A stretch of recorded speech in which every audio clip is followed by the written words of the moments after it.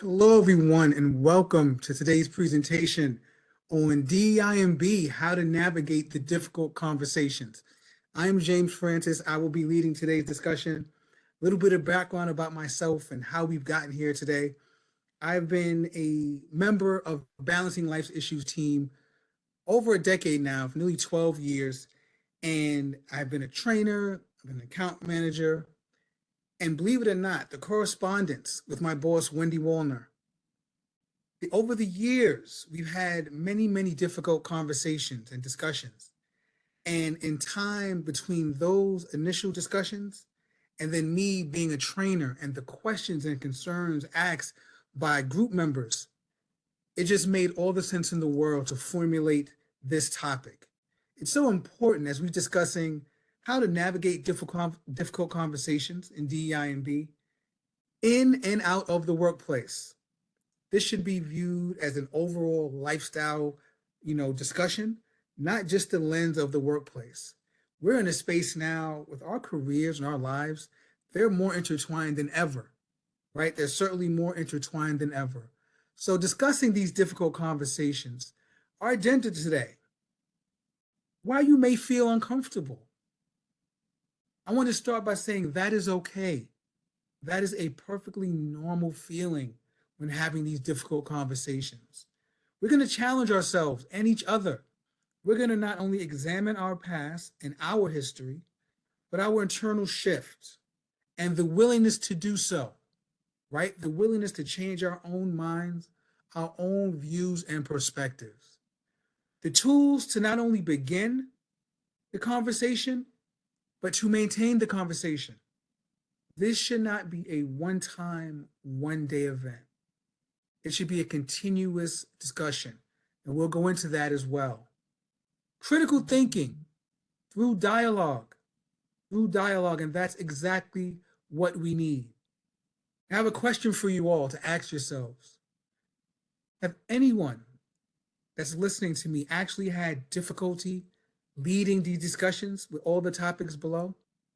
Whether it's stereotypes or speaking towards unconscious or implicit bias, microaggressions, the D&I within the industry at large, representation including gender, age, disability, and LGBTQ plus diversity, the wage gap, and it goes on and on.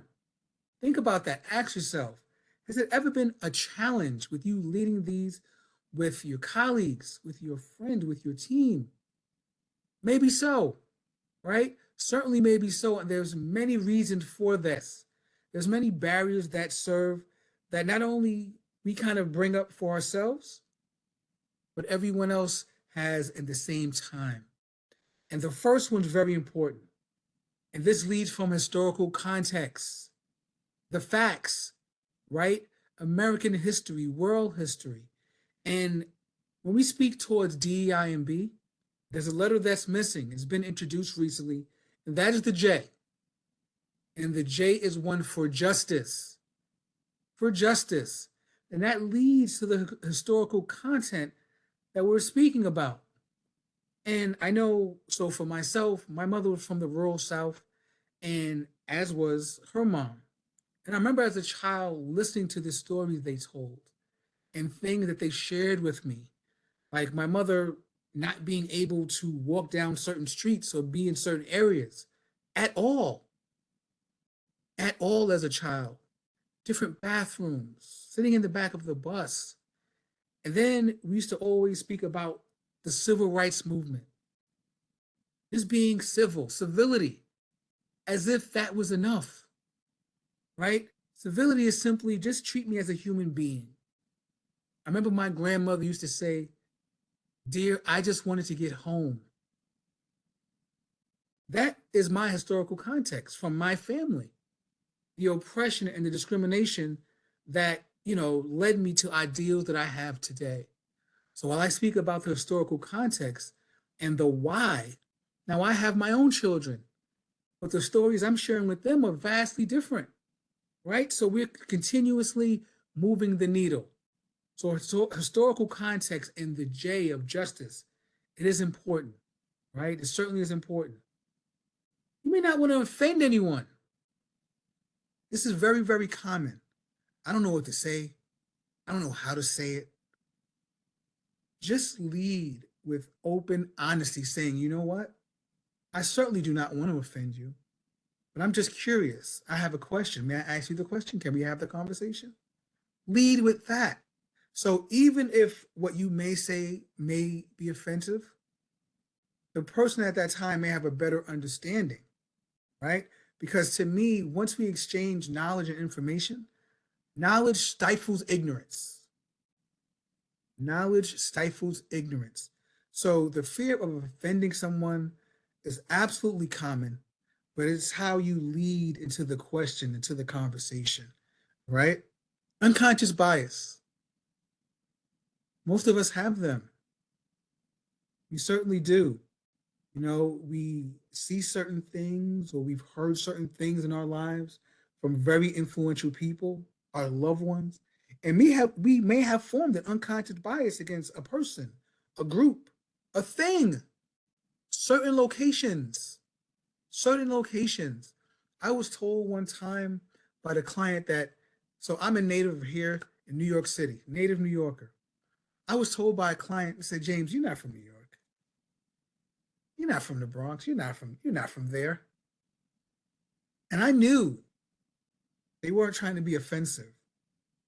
But I also knew that they had some sort of unconscious bias about people from New York City and or from the Bronx. So then I asked a difficult question. I said, well, I really am. It helped forge who I am and the man that I am today.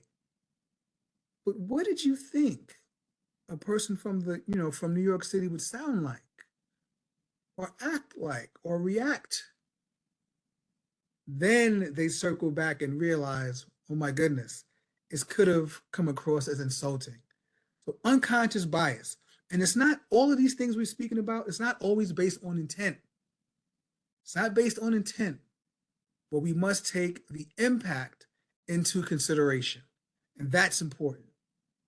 Whether I intended to offend you or, not take your historical context seriously enough, it's not about the intent. It's about the impact.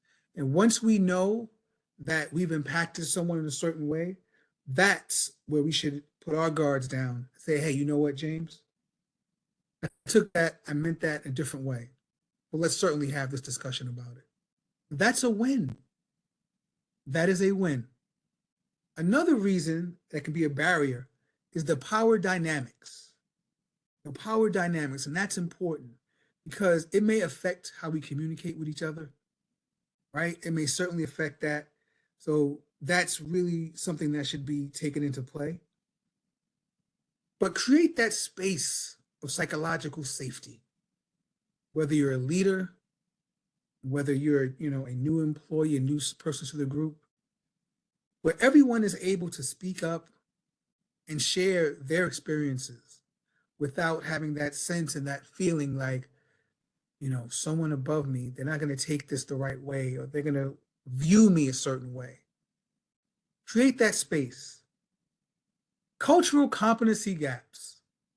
One thing have I learned, and I always share with others, is we only know what we know. Some people may have never had the opportunity to speak with people from different ethnicities, different religions, different genders, different beliefs. And that is okay. That is perfectly fine. But like I said, when these days occur, certainly have the willingness to do so. The willingness to learn. Certainly some people are very closed-minded in our change in our belief systems. Try to work towards that. Work away from that. Because this will certainly not be a one-time event, a one conversation. These things will be a process. But we must start the process right away. Never a better time to start any change but right away, right now. Many of us do not want to be judged for their opinions, right? So we're reluctant to express them openly, honestly. But in these instances, I always start with me. Like, honestly, I may not understand it. I really don't. I don't want to sound foolish, but then ask the question. That's it. When you're dealing with someone who's defensive, when confronted with discussions, it may be the timing. Maybe the timing. I personally have expressed and felt just fatigue, fatigue about certain conversations. So I may have come across as defensive, but I was just honestly tired of having the conversation. So take that in mind. A lack of inclusive language, or exclusive, excluding groups of people. To give you an example, very recent one, the past few years, if you are real estate and you are, showing off a home or apartment or what have you, you're speaking towards the main bedroom. For years and years, what was this bedroom initially called? The master bedroom. There's a shift in that language. So now it's the main bedroom of a home, right? Some people may not have heard that. You may not know that.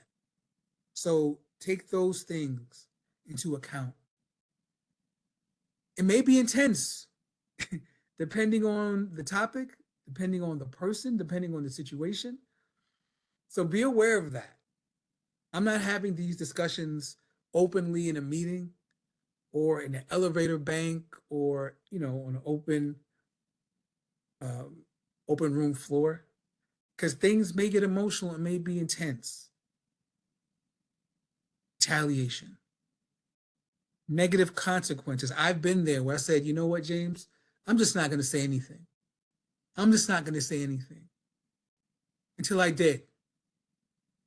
Because it really started, it was initiated by a conversation, and someone became my ally, changed my life and my career forever. Forever. So the fear of retaliation, but do not forget what you stand for and your values. And certainly use your friends and family members, colleagues for support. Certainly lean on them, right? And this is a shift that many people should know.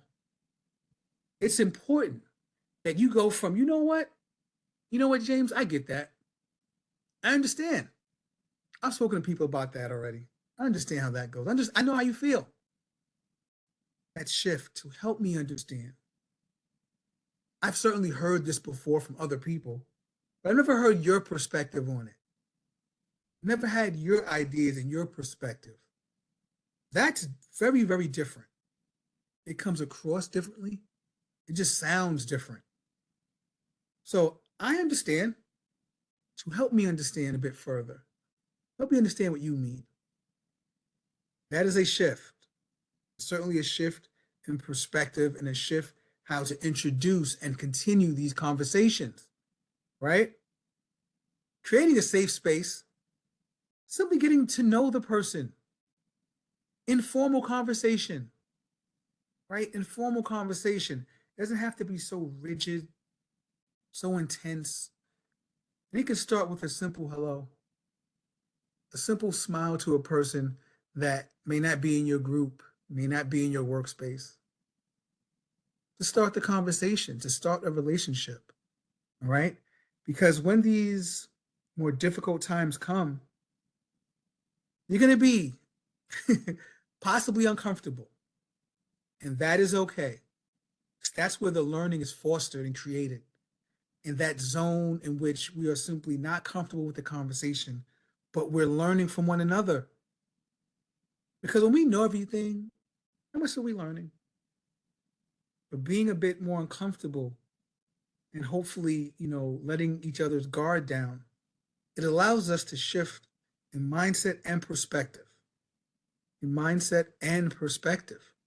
So, there's many, many questions you can ask about various topics, right?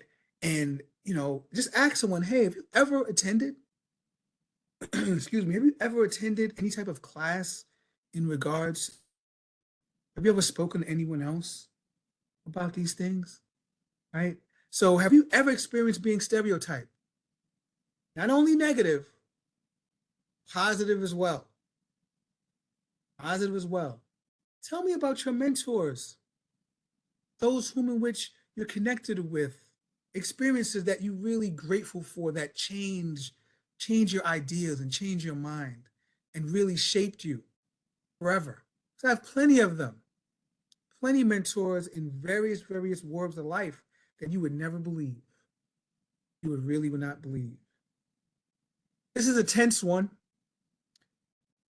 Microaggressions, implicit bias, and sometimes we may not even know the various forms of microaggressions that we possibly have seen and heard over the years, right?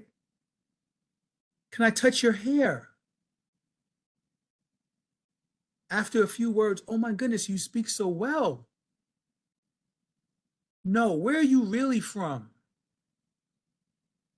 All of these are microaggressions. I just had a colleague recently tell me, oh, you don't look like a lawyer. Microaggressions, microaggressions, right? So when we speak about these things, these may be terms in which you've never heard, you've never seen, you've never felt. That's why it's always that act of self-awareness that's most important. Because you may have come across all of these things, but never realized what they were and or the effect that they were having on other people. You know, when we're going through these things and we're leading these critical conversations, begin to think and listen deeply. Not listen to respond, not listening to react, to understand. And once the conversations are over, act with intent. Do not start next week. Reflect frequently and set goals for yourself, but not just any random thing. Set goals with a plan. A goal without a plan is simply a good idea. And when you actually set these plans, you tend to move with more intent. And reflect on these conversations. Like I mentioned earlier, having the wonderful dialogue with my mentor and leader, Wendy Woolner, we still speak about things that happened nearly 10 years ago. There's a wonderful reflection on how far we've come. So that is a plus. That is certainly a plus. Because I want you all to remember it's built on trust. These things are built on trust. And trust is not just given, it is earned. It is earned. So develop that rapport. We've already spoken about acknowledging it may be uncomfortable, but normalize the discomfort and express your commitment to the conversation. Like, you know what, James? I must say, to be honest, I'm uncomfortable. But I also feel like I'm learning something I didn't know. It's a wonderful takeaway. Something I always tend to do is sharing personal experiences. Share your experiences, not only, asking for others, share yours. Share yours experience. Share your own experiences. And the I statement. I can learn. I can see things a bit differently. I would love to hear your perspective. I don't know how you feel. I may not even understand, but I feel concerned. The I statements. When you lead with that, it really shows that sense of empathy and understanding that you're attempting to get from the other person. And it will come across genuine, it will come across authentic, and we will really see the change in that. And when you can, provide educational resources. It really accelerates the learning curve. One of my favorites is 38 at the Garden.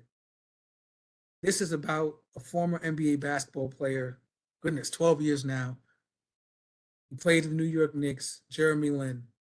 and how his involvement and his rise from Harvard University to make it to the NBA became a cultural phenomenon around the world with the Asian community. It was incredible. Another thing that I love is the documentary Amend.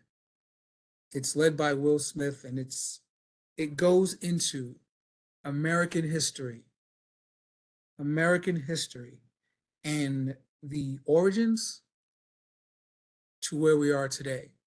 But it roots and speaks toward the J of justice, of free labor, lack of educational opportunities. That's okay, because education stifles ignorance. It stifles ignorance.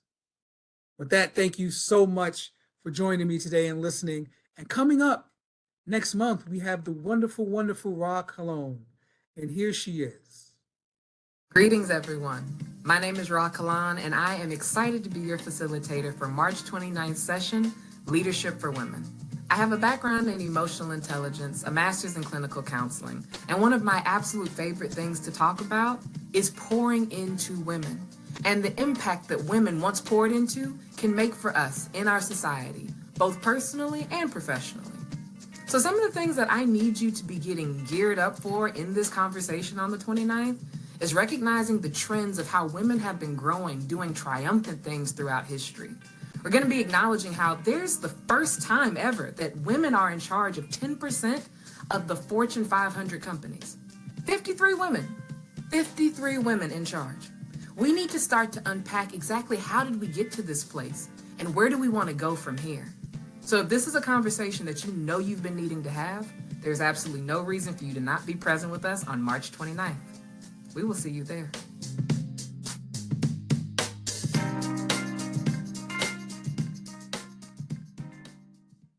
Greetings, everyone. And with that, once again, thank you for joining me. Thank you for listening. And as you use this evaluation survey code, remember this: there is never a bad time to implement positive change in your life. There's no such thing. So any takeaway you have from this discussion, start right away. Challenge yourself, as I'm challenging you as well. Thank you all. Stay well.